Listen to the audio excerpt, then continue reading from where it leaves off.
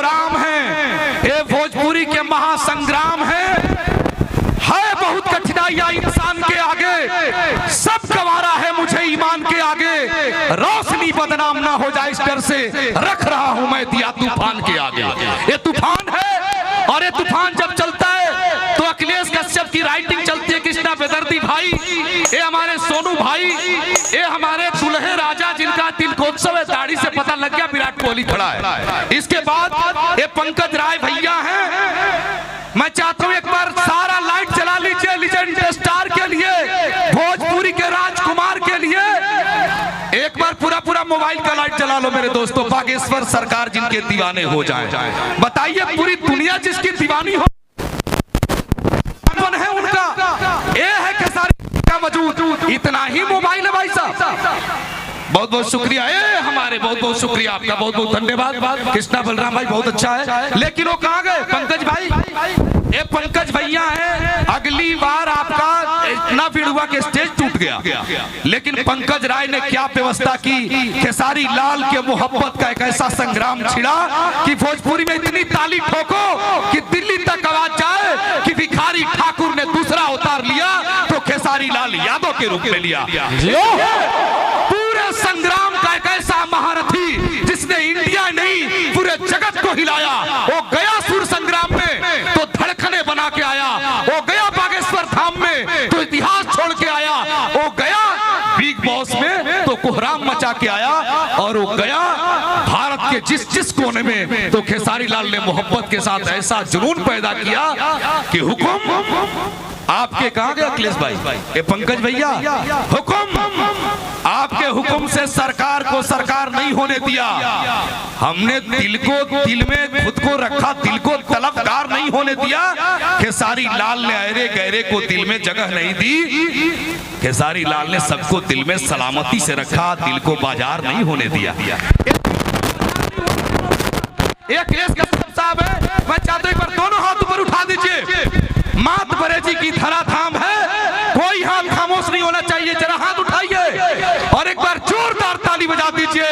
मैं चाहता हूं पंकज राय जी, राजीव भैया ग्लोबल म्यूजिक के आदरणीय खेसारी लाल जी का सम्मान करेंगे, राजकुमार भैया सम्मान करेंगे खेसारी लाल यादव जी का, राजकुमार सिंह जी अबे भाई लेके आ रहे हैं ग्लोबल जंक्शन से, थोड़ा पीछे हट जाइए और पीछे हट जाइए। कुमार आलम साहब त्रिमूर्ति म्यूजिक वर्ल्ड के मालिक, थोड़ा सा बाबा वो भी चलाएंगे, थोड़ा सा हट जाइए आप लोग, थोड़ा सा हट जाइए, पीछे हटिए। यही दिक्कत है, अरे भाई दिक्कत जो स्वयं उपस्थित है, जहां भी दिक्कत है उसको करने की ताकत खेसारी लाल जी के पास है। मैं चाहूं मैं आपको बता दूं, थावे धाम से लेकर के ऐसा जुनूनी कलाकार मैंने नहीं देखा, जैसे भी देखा दुनिया को उलट पुलट दिया। कोको कोला वाले को तो इनको कम से कम 25 करोड़ रुपया देना चाहिए, और दिया भी। ये सब लोगों का कोको कोला बिक नहीं रहा था, इस आदमी ने चैता के धुन में दुल्हा को डांस करा दिया। ये है खेसारी लाल की औकात। खेसारी लाल पूरी तरह भी साथ दे तो और बात है, पर तू जरा भी साथ दे तो और बात है। चलने के लिए लोग पांव पर भी चलते हैं, पर दूसरा भी साथ दे तो और बात है। जाने मेरे कितने छल और कितने पाप छुपाए हैं अपने अंतस में, मेरे जो सब संताप छुपाए हैं, जिनके दिन और रात हुए मेरे आंसू मुस्कानों से, पत्थर भी हीरा बन के चमका है जिसके वरदानों से, जननी और जनक के उन पावन चरणों का बंधन है। एक खेसारी लाल का अभिनंदन, भोजपुरी के सामर्थ्य का अभिनंदन है। जोरदार ताली बजाइए। आइए राजकुमार सिंह जी सम्मानित कर रहे हैं भोजपुरी के लाडले, भोजपुरी की जिंदगी, भोजपुरी के एहसास, और हमारे सुभाष यादव जी अब सम्मानित करेंगे।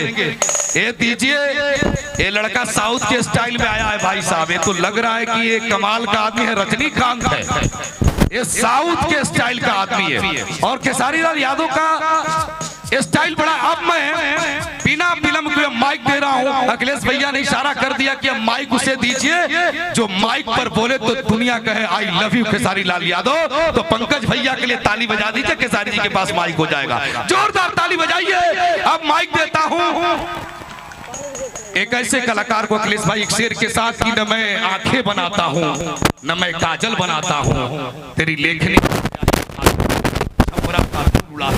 और हवा में बादल बनाता हूं। एक ऐसे घर का लड़का जिसने मोहब्बत से चाटा तो चुमा का आविष्कार कर दिया। एक ऐसा लड़का जिसके गाड़ी पर लड़कियों ने चुमा लिया तो 1 लाख लिपस्टिक के होंठ कबर गए। एक ऐसा लड़का जब जब भी गाता है तूफान ला देता है। एक ऐसा लड़का जिसकी आंखों में चमक है, वो चश्मा डालता है तो चश्मा की बिक्री बढ़ जाती है। एक ऐसा लड़का जिस गाड़ी पर चढ़ता है वो गाड़ी महंगी हो जाती है। एक ऐसा लड़का जिस लड़की को छूता है वो स्टार बन जाती है। एक ऐसा लड़का जो प्यार से आई लव यू जिसको बोल दे तो दुनिया दीवानी हो जाती है। खेसारी लाल यादव जी। जय हो जय हो। कि उठा गोलिया दुल्हा हो जा तैयार हो, कि उठा गोलिया दुल्हा हो जा तैयार हो। अइले दिल कहरू करे, अइले दिल कहरू करे, तिलक तोहार हो। अइले दिल कहरू करे, तिलक तोहार हो।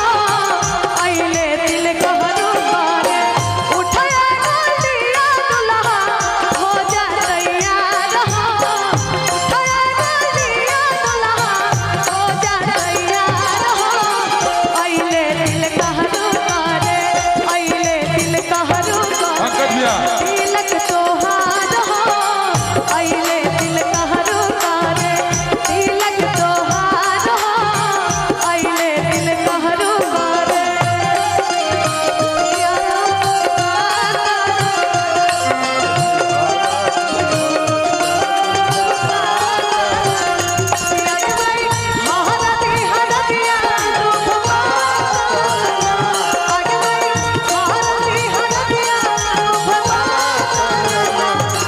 भाई हालाती हलदिया तू घुमा चलना, आगे भाई हालाती हलदिया तू घुमा चलना।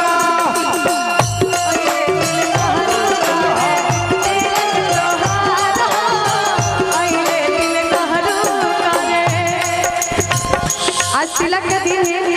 सोना दुल्हा के बड़े भैया पंकज राय जी उपस्थित बने एकदम राजकुमार लिखा जम करते हैं। भैया का बार बार प्रणाम है।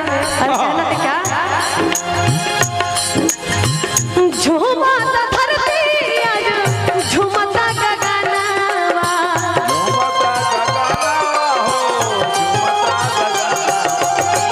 बाज सहनाई देखो हमरे अंगनवा।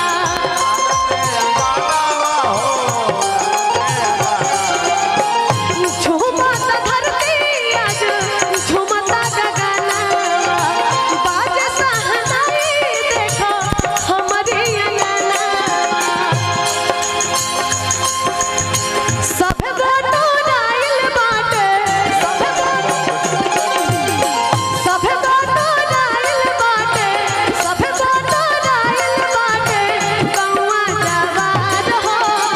अइले दिल कहरू करे, अइले दिल कहरू करे, तिलक तोहार हो। अइले दिल कहरू करे, तिलक तोहार हो। अइले दिल कहरू करे, धीरे धीरे हो भासुर, धीरे धीरे हो, धीरे धीरे हो भासुर, धीरे धीरे हमरा मरवा में अइहा भासुर, धीरे धीरे हमरा मरवा में अइहा भासुर, धीरे धीरे, धीरे धीरे हो सलवा धीरे धीरे, धीरे धीरे हो सलवा धीरे धीरे आजो तिलक जरइहा। सलवा धीरे धीरे हमारा आंगना है अइहा सलवा धीरे धीरे।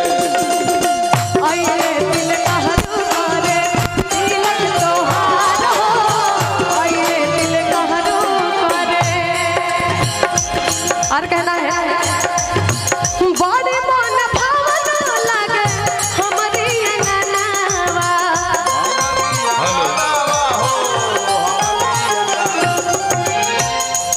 महाराज जी मैं गवाता लेकिन